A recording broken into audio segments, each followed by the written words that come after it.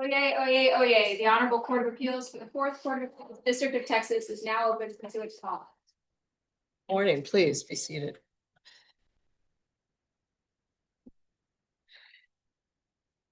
Good morning. The court will now call cause number 0424-758 CR. Jordan Alexander Eaton versus the state of Texas. I'll invite announcements from counsel, beginning with the appellant. David Jones for the appellant. Good morning for the appellate, Baker County District Attorney's Office. Good morning, both of you. You've been apprised of your time, and when you're ready, counsel, you may approach.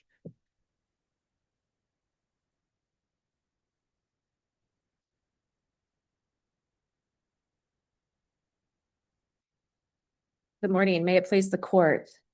Mr. Morey from the state, and good morning, justices of the Fourth Court of Appeals. My name is Dana Jones, and I'm very honored to be here on behalf of Jordan Eaton, who is the appellant in this case. I wanted to start with grounds 7 and 8, which are the jury charge and the improper comment on the weight of the evidence in this case. The state on Friday presented supplemental authority, which was the Bennett versus State case, and I wanted to highlight what that case does and does not say, and also apply it to the facts of this particular case. First, I disagree that a complaining witness or a victim in a case should ever get a defensive instruction in the jury charge. Let me ask you a question. Yes, sir. Does Detective Henning's testimony that it looked like Eaton had turned around and was walking away after firing the quote warning shot and was then struck by Valentine, does that warrant the instruction on defense of third party, defense of a third person under Bennett? I am very glad you asked that, because I was just going to go into all of that. So there's actually, I think that it does not warrant the instruction on this particular case. So Bennett, real quick, so kind of to set the context of where I'm going with this argument to respond to your question. Bennett was a case where overprotective dad, which is Bennett, goes over to his daughter's boyfriend's house and says, "Hey, young man, I want to come out to my car. Let's talk." He has a gun pointed at the young man. His name's Mark, has a gun pointed at Mark's face. Darusha, who is a family friend of Mark, comes out while the gun is still pointed at his face, then points a gun at Bennett's head and says, "Take the gun out of Mark's face," tells him twice, doesn't do it. But Bennett immediately turns when the gun's pointed at him and shoots Darusha. So in that case, in 1986, the Court of Criminal Appeals did find that the instruction on the defensive third party was warranted to discuss whether or not, from the standpoint of the defendant, his actions were reasonable, whether or not he was acting in self-defense. So there's a case that was just prior to Bennett that I want to point out to the court, and I can supply via letter with the proper citation, but it's Morgan versus State 545 Southwest 2nd 811. And the problem with Bennett and what Bennett talked about was the immediacy, that the action of the defendant at the time that he acted was the complainant acting immediately in defense of another person. And in that case, yes, the gun was still pointed at Mark when Darusha pointed the gun at him. So the Morgan case that I just brought up really highlights that this can happen in a split second, that the change can happen in a split second, which is what we have in our case, going to Detective Henning's testimony that Justice McCrae, you just brought up. So in Morgan, it is a woman is a bartender. This is a case from the 1970s, so some of the language was kind of fun for me to read.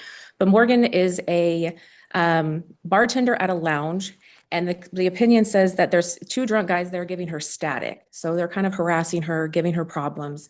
Her brother and his friend are there. Long story short, a fight kind of ensues where everybody's outside. But at the moment that her brother starts stabbing one of the victims, the sister had taken a step or was pushed back inside of the lounge. So she's no longer being defended. And the defendant did not get the third party instruction based on the facts of that case, because at the moment that he stabbed the drunk guy, and he says it was in defense of his sister, and they said, no, she was already back inside. It all happened in very quickly. So going to your question with that groundwork laid, in our particular case, at the time Jordan fires the warning shot, the gun on the video is being lowered to his side. He is stepping away from the situation, trying to get his dog back. And that's when he gets hit from the back, in the back of his head. And now there is a fight, man-to-man fight over this gun. At that moment that he that Jordan shot, when they're fighting over this gun, Brittany, the wife, is out of the way. She's no longer being defended by her husband. And I would argue to the court that the facts of this case are that the husband was retaliating against Jordan and not defending his wife. He's attacking Jordan after he had just fired a warning shot off to the side of Brittany after telling her, "Stop petting my dog." So I think that Henning's testimony and just the facts in general of this entire case show that at the moment that Jordan fires, which is when they're on the ground, and Valentine is on top of him going for his gun and they are fighting, in that moment, Brittany is out of the way and she's no longer being defended. It is not a defense of third-party case. So while I don't agree that we should ever give the defense of third-party instruction, which was briefed in my case, I don't even think that if we are going to give it, it actually applies to this case. By giving this. Don't you think the evidence raises the question of whether the deceased becomes a person whose criminal responsibility is at issue? I understand the analysis through all of that, but there's also so many other issues that come up when we give these kinds of justification defenses. For example, and since 1986, the courts have consistently held there is the confession and avoidance. We don't get to put the deceased on the stand to get him to admit to his conduct and then be able to justify his conduct. So there's also other instructions that can be given in a jury charge instruction to be able to articulate whether or not somebody was justified. Like the self-defense instruction in general says that Jordan has to reasonably believe that the other person was acting unlawfully. That can be that leads to an argument that can be made by the party. So the instructions are already there. So giving this instruction is where I think it becomes a comment on the weight of the evidence, because it's like this case highlights that. When the judge gives that instruction, it was used by the state to say, our guy is completely justified. The judge has given you the law, and because the judge gave you the law that our victim is justified, you can't even consider Jordan's self-defense argument anymore. And that's exactly what the state did in this case. They ran with that improper argument, and they comment on the weight. So I think that's where a confusion lies, or it creates more problems when we give these kinds of instructions on whether the individual becomes an actor, like your question says. There's also a lot of arguments that say that they are an actor based on the facts of the case and the presentation of the case. So the way that I read it, it really sounds like it's what's going on in the particular case with the person who is on, being accused, the defendant in the particular case, not the victim becomes the actor for the justification. So just if there's any more questions on the facts or the analysis, there was an objection to this. So as far as the harm goes, if you do find that this was error to give this instruction, there was an objection. So all the court needs to find is that there is some harm. And the state did rely heavily on this jury instruction in their argument. And I think it goes to the heart of this case, whether or not Jordan was justified in the moment that he acted. So based on the facts of this case, it was an improper comment on the weight of the evidence. The state ran with this argument that the judge was telling the jury what this was. So I believe that there is some harm with this improper argument, and that the court should reverse based on grounds 7 and 8. The next issue that I wanted to move on to was issue number 1, the perp walk. I don't need to tell you three because you have much more trial experience than I probably do, but there is a sacred tenet in this country that distinguishes us against the rest of the world, and that is the presumption of innocence. When we in this case, play a video of a young man, and I hope that you guys watch the video. It is 6 seconds long. That was what the court allowed it to be shortened down to. But it shows not just Jordan in a normal perp walk, with, clothes, his regular clothes on, like he had just been arrested. He's in one of those crazy looking full white jail issued outfits. that can be given to a defendant for multiple different reasons, but it doesn't look good. It looks crazy. He's in this full white outfit. He comes walking through a door. He's being led by two officers on either side of him. One of them has his hand leading him, like his hand on Jordan's arm, leading him like Jordan needs to be controlled by the officer. And he's being led into a SAPD police car. So for 75 years, since 1950 in the Mountain case, the court has held that this is error. It's error to present this kind of information in front of a jury. Now, we start with that it is error and it's prejudicial. It goes to the presumption of his innocence. And then the state really needs to present enough probative evidence to make that probative value of that piece of evidence outweigh that prejudicial effect. So Mountain from 1950 started with just photos of the defendant. And they said, yes, it's error in this case. However, a photo of the defendant in handcuffs after he just gave a cold-blooded confession or a confession of how he committed the murder, there's a lot more probative value to that confession and that photo. So we're going to find that the error was harmless. Then in 1989, in the Lucas case, the court again, we move on from a photo, we now move to a video. In that case, it was video evidence of the defendant handcuffed, giving a very serious confession in that case. And the court again said the probative value of the confession is going to outweigh any danger of prejudice. Let me ask you specifically on that note. As you noted, Lucas is shown confessing simultaneously in a video with him in handcuffs. Are you, in this case, saying or arguing that the statement self-defense, which is the comment of the appellant/defendant, is the statement not a confession in any way to get out from under Lucas, or if it is in fact decisive in this case? It's not necessarily. I think the difference here is that there was a lot of evidence about the self-defense that was presented. This was before the jury. They actually got an instruction on it. So him saying I acted in self-defense was absolutely not necessary to the state's case whatsoever. And it's so brief when he says it that, why did you do it? Self-defense. We have no problem with the actual statement coming in. It's a statement that Jordan made. They could have got it in through a host of different ways. Through cautiously, understanding that for a defendant to urge, I would imagine this is the state's position, and you can respond to what might be their position, that, well, if you're alleging self-defense, you have to admit to the crime. That is, in fact, a confession. Mhm. And yet there's a defense to it under the self-defense from the statute. So are you saying that it's not a confession? Because what you're saying is that it's not part of the state's case, but one would argue that part of the state's case is to get the appellant to confess. Sure. Or at least provide or admit evidence. Sure. Get evidence admitted that there was an admission of an offense or a confession. Does the appellant necessarily say, are you arguing that it's not a confession? You're saying that it's not part of the state's case. It's not to the level of it being a needed part of the state's case because there was so much more evidence in this case. I mean, Jordan took the stand and he testified to all of these facts.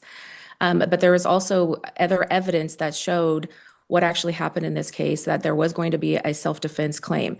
But even if we were to say, and we have no problem with the statement actually coming in.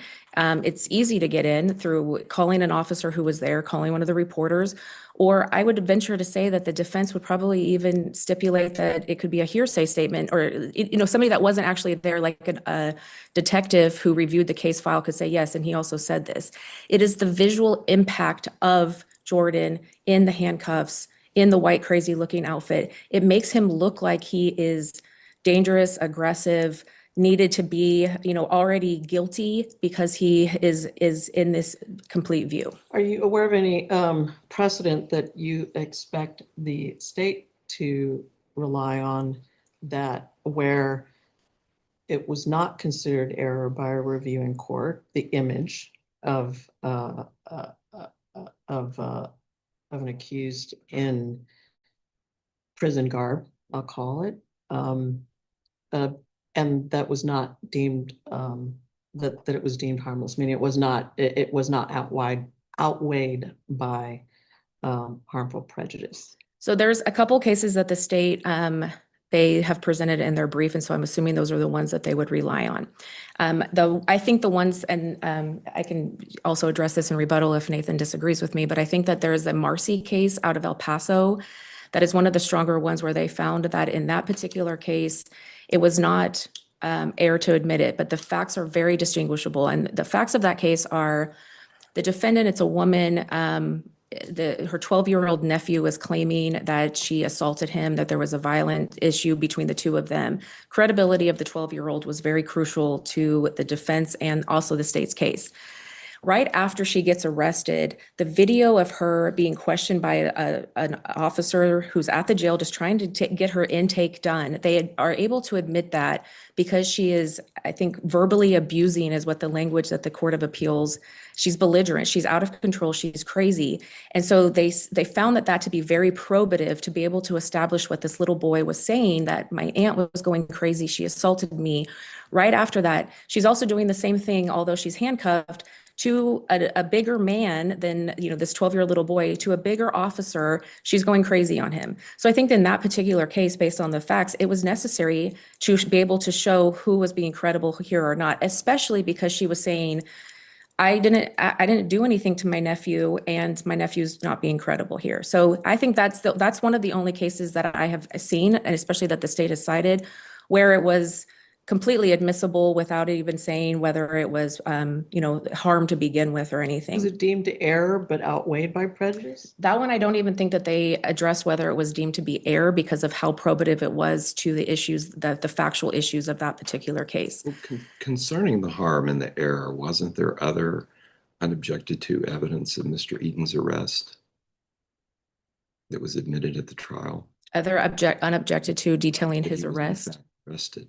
I think that there was some details about his particular arrest, but nothing about what he looked like during that particular perp walk. Right, but there was evidence that he was arrested that was admitted before the jury, correct? Sure, and Who arrested him and that sort of thing? sure. Okay. Can you walk us through the harm analysis under Trap 44?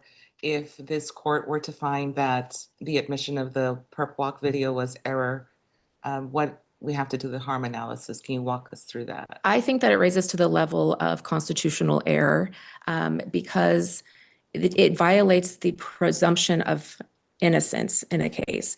And I know the state says that we didn't preserve this issue for appeal. The issue that we raised was specifically whether or not the probative value was outweighed by the danger of the unfair prejudice, which was the objection lodged at trial. Trial counsel also argued that him being displayed like this looks like he's already been convicted. And so that kind of goes into the prejudicial effect of the evidence. So I think in this particular case, it does amount to that. So then there would have to be some harm. But however, even if you don't find that it's a constitutional violation, did it affect his substantial rights? Yes, he's being presented to a jury where a crucial issue in this case is whether his actions were reasonable or justified under the circumstances.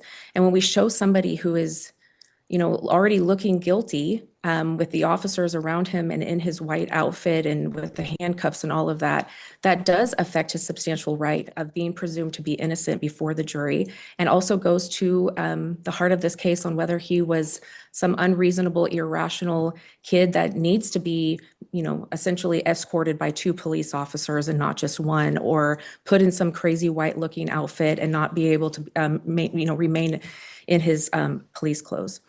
There was one other case that the state cited, and I wanted to bring it to your attention because the state is asking this court to overrule Lucas and Mountain and to say that we don't even need to do this anymore because society has seen so many mugshots and we all know that people get arrested. Therefore, we can show this stuff to juries. And I have such a problem with that because it really does go to the presumption of innocence. When you're sitting at defense counsel table with a young man, it's the weight's already against you. I mean, Yeah, people. that's why I asked, excuse me, the interruption, but that's why I asked, is there any precedent where the reviewing court in the CCA has said the admission of evidence as, like this one that mirrors it, or, the image of an individual in prison guard, um, was not outweighed by prejudice, or even more importantly, that was not, as you argue, not inherently erroneous. So all Or- the cases, No, oh, go sorry. ahead, sorry. No, all the cases that I have seen, they always start with that this is error from the CCA. And I have about 20 seconds, so I'm going to be really quick on this. There is one case, the Bell state, that the state talks about. That one, he was shackled in front of in the courtroom. The court specifically found, we're going to find that this was error, but we don't know if there's any evidence that the jury saw the shackles. And Judge Myers dissented, and he says, this is wrong, and shackling a defendant, whether we see it or not, the jury, it's wrong and it's prejudicial, it's harmful, and he would reverse based on those grounds. And that was from 2013. So this is still good law that we're still applying to this day. Thank you, counsel. You'll have time for the bottom.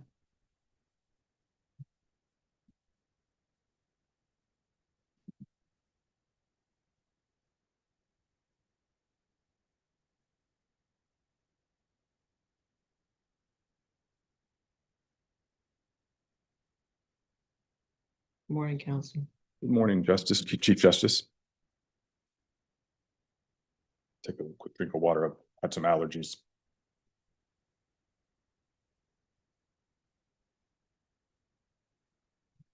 May it please the court, opposing counsel.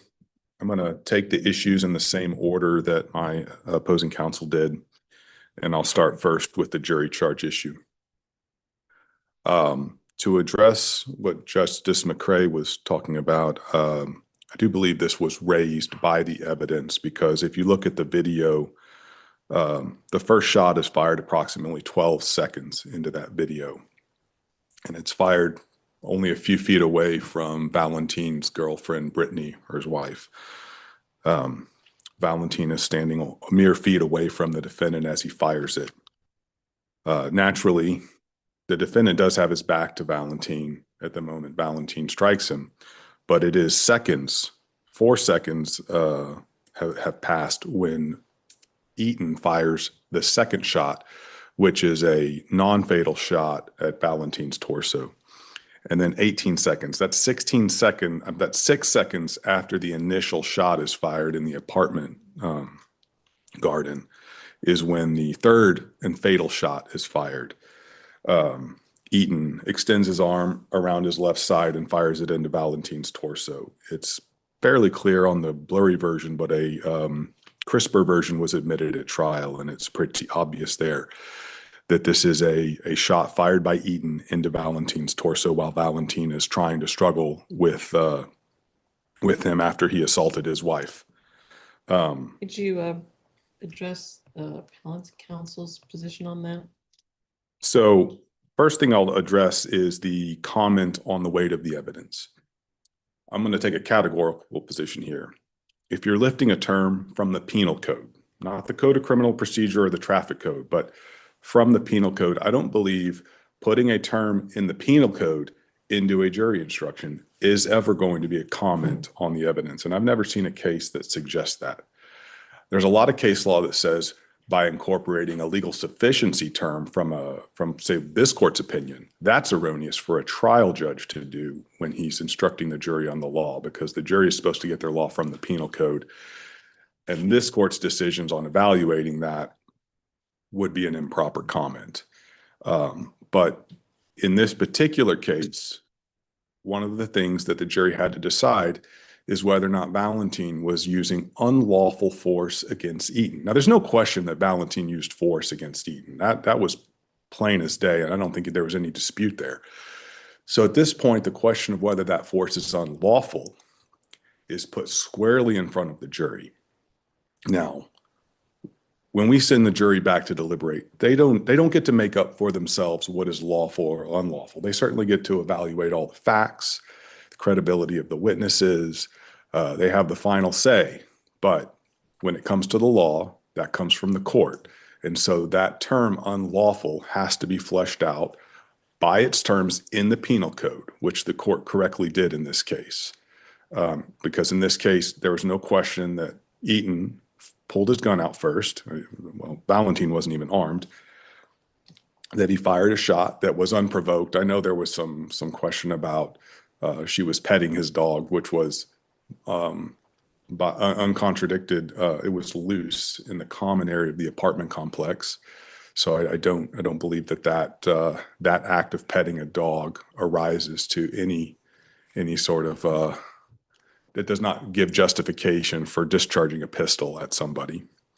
So at that point, I think the jury was correct to be instructed with the defense of a third person, because after the first, and he doesn't strike him when he pulls the gun out. When Eaton pulled the gun out, Valentine under the law would have had every right to assault him at that point, and it would have been justified. I'm not really sure if you're pointing directly or if responding directly to what counsel argued. Well, my understanding is she's saying one is that you should not apply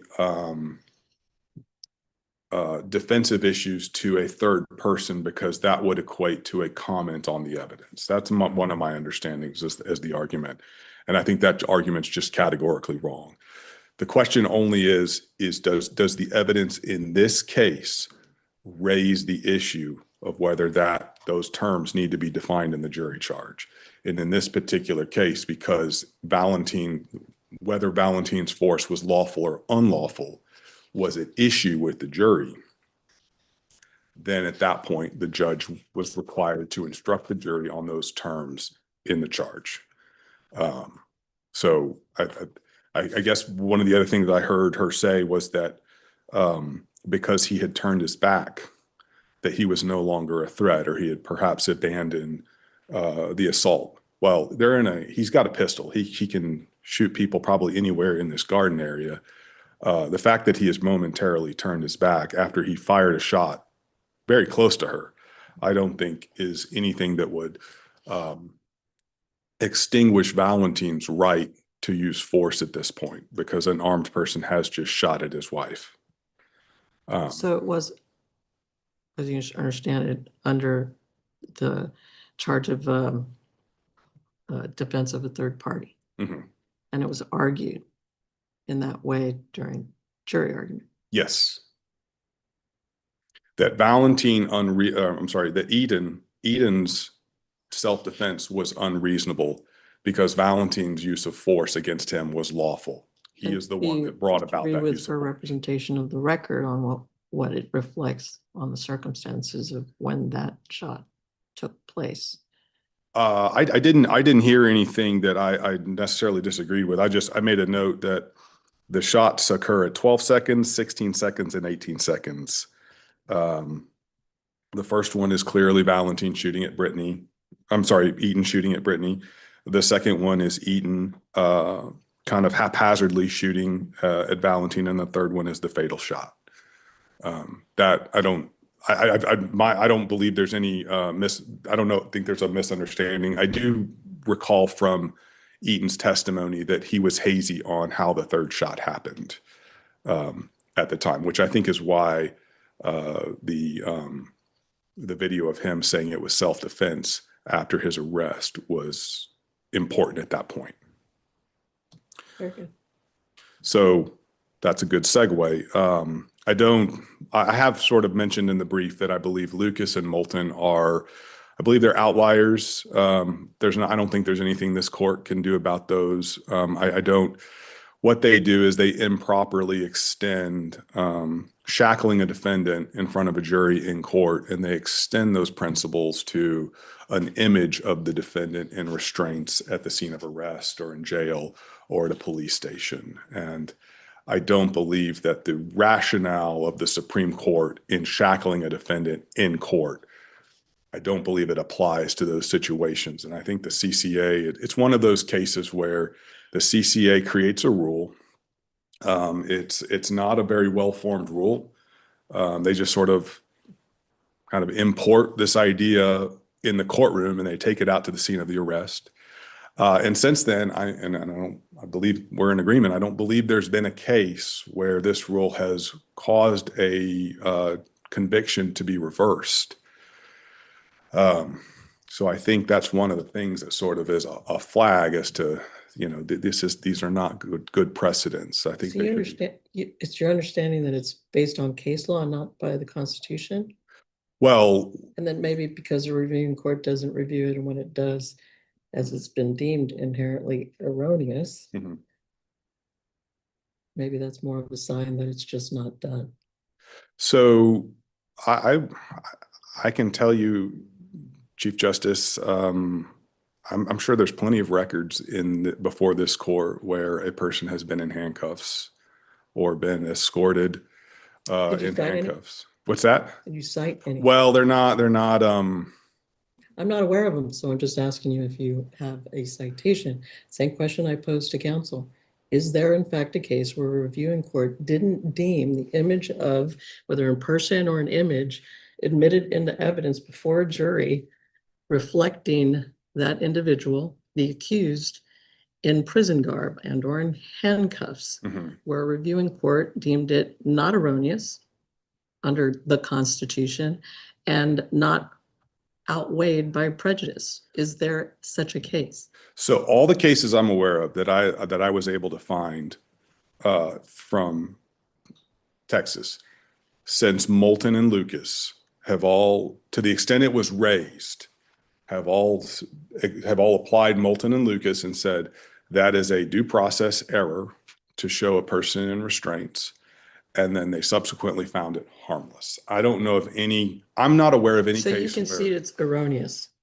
Oh, under Lucas and Moulton as they are today, if those are good cases, yeah, I have to concede. Is there it. any reason that they're not? Oh, I think they're out of line. I think. Other than disagreeing with it. Other Is than there disagreeing with even- it. Oh, I have nothing but my own.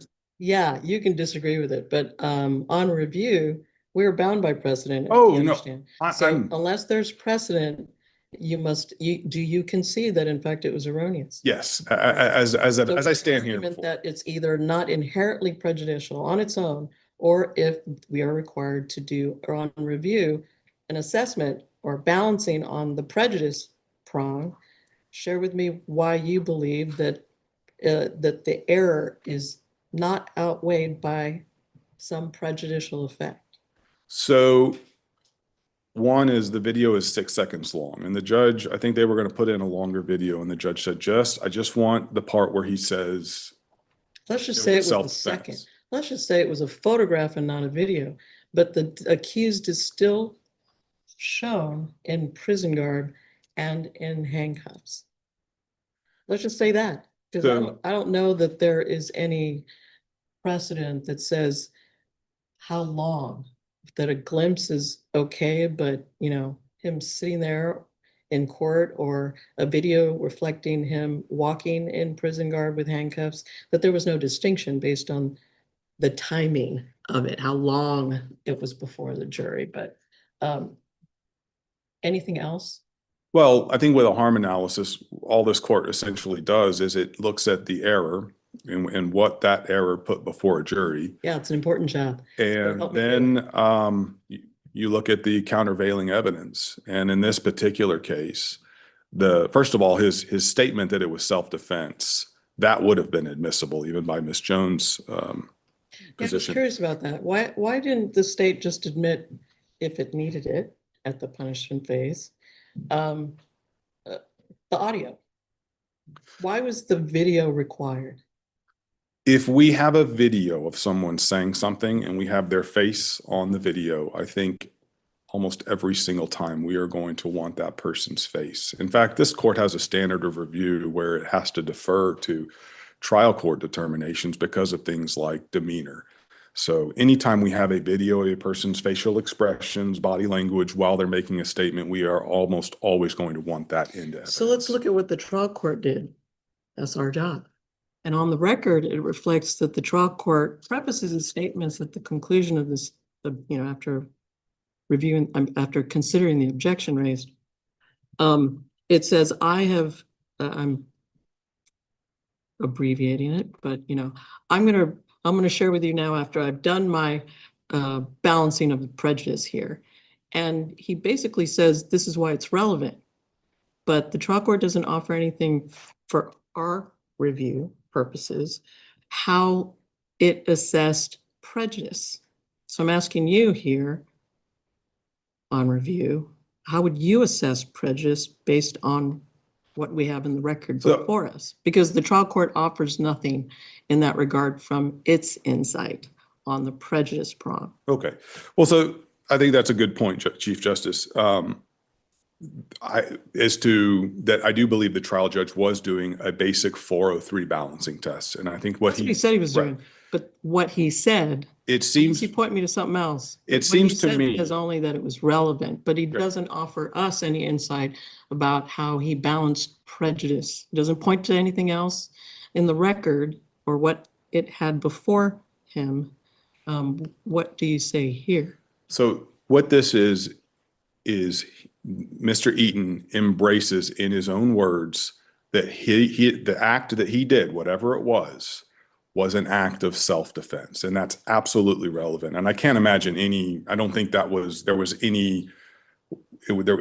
video was not offered for any other reason. And I don't think there's Okay, nothing we're I not taking can, relevancy here, Yeah. excuse the interruption, but please direct our attention to prejudice. Your argument that this was not outweighed by any Right. prejudice. So the relevancy is strong because it is the reasoning of the act by the defendant himself and the unfair prejudice or the tendency for the imagery to weigh on the jury in an improper way. I mean, I can appreciate that the mere image of a person in restraints is irrelevant. I don't think that's an issue. But what it is sometimes people make statements while they're in handcuffs or while they're maybe in a jumpsuit or however, or while they have, 3 police officers surrounding them because it's just after an intense event and they got their hands on them. And I can see the image by itself taken out of context. It doesn't look good. And I can appreciate just the prosecutor shouldn't be able to just go and toss images of a defendant in handcuffs in front of a jury. And that's not what happened here. We only took the imagery at the time he made a very important statement as to explaining his actions in this case. So in this case, the prejudicial aspect, the imagery of him in restraints with 2 police officers escorting him. You have that over here. And then you have his account of what happened. And there's 2 things. One is, I think in almost any case, I think almost any judge is going to say, that's important. The jury needs to hear that. And in this case, this is subject to an abuse. If we're under Rule 403, which was briefed by both sides, we're subject to an abuse of discretion standard, which this court has to give the judge. Because you just conceded it was already constitutionally in error. So it's an error. We don't do that. We're on the prejudice prong now. Right. And so what I gather is what you're suggesting is that, well, it was necessary and it was just a little bit of error. We're past that first prong. We're Oh. still asking you to address the prejudice prong. Why it was not outweighed by prejudice. The reason why the prejudice of showing him in restraints is harmless under the due process standard is because under Rule 44-2A, whichever one it is, beyond a reasonable doubt, there is a video that decisively shows what happened in this case. And that video decisively shows that Eaton fired an unprovoked shot at Brittany and that Valentine, with justification, assaulted Eaton. And that at that point, Eaton fired 2 more shots at Valentine, the second of which is fatal. So the reason why it's harmless is because, and there was multiple other witnesses testified that corroborated all that. So That was all during the guilt and innocent phase. Correct. Correct? When was the video of him in prison garb admitted So before the jury? I Was it believe, during innocence, guilt, or was it in punishment? I believe there were 2 versions. There was a 6-second version that was admitted during guilt innocence, and the judge had trimmed it. He just wanted the portion of the statement about self-defense. I do believe, and I didn't watch it, I do believe there was a longer version that was admitted during punishment. And so are you saying that under 42.2, the jury was not at all even slightly influenced by the perp walk video because of all of the evidence you just previously stated? Yes. I mean, I'm unmoved by the idea that these videos are that. I don't think they're that influential, and I think that the precedent shows that So these then are. why do courts work hard to keep them out if they're not influential? They work so hard to protect the presumption of innocence if they're not going to influence the jury at all. I guess in my practice in this building, I've seen lots of DWI videos where a person was arrested and handcuffed, and that was shown to a jury. I've seen the jail videos where a person makes a crucial admission to their whoever's on the other side, and they're in a jumpsuit, and that comes in. Jail recordings where the person is in a lockdown facility. Those jail calls routinely come in, sometimes to prove up identity if a person's facial features have changed in prison or their hair is long. We'll show their mugshot as a way to connect them to the identity of the scene of the crime. So And I don't disagree with that, but I think in this case, they specifically objected to the prejudicial value. Oh, The court did not give us anything on that. It's in My- record, volume 12, page 94. The court does not talk about prejudice, relevance and hearsay, and then moves on, admits the video. my reading of the record is that my understanding is that the trial judge in this case understood that they were making a Rule 403 objection, that's the universal objection. You can make that to anything. I don't think it is clear from the record that they are making a due process claim. I see what Ms. Jones is saying, because I do believe his counsel at some point makes a remark about they're going to find he's already guilty. And I know that sort of echoes the rationale behind due process case law. It does, to me, looking at the record as a whole, that objection went to 403, in which case I think this court is bound to give deference to the ruling. And I think in that case, the probativeness of the admission clearly outweighs the brief presentation of him in restraints. And my time is up. I would ask this court to affirm this conviction and sentence. Thank you.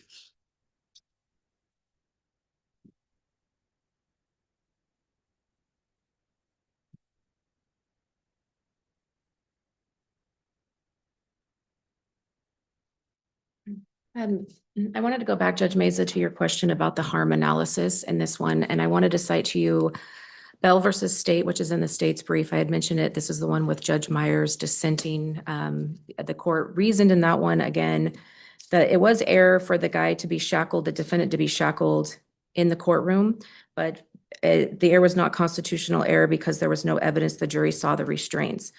So in that case, the court on the harm analysis talked, it's under head note 8, jump page 283.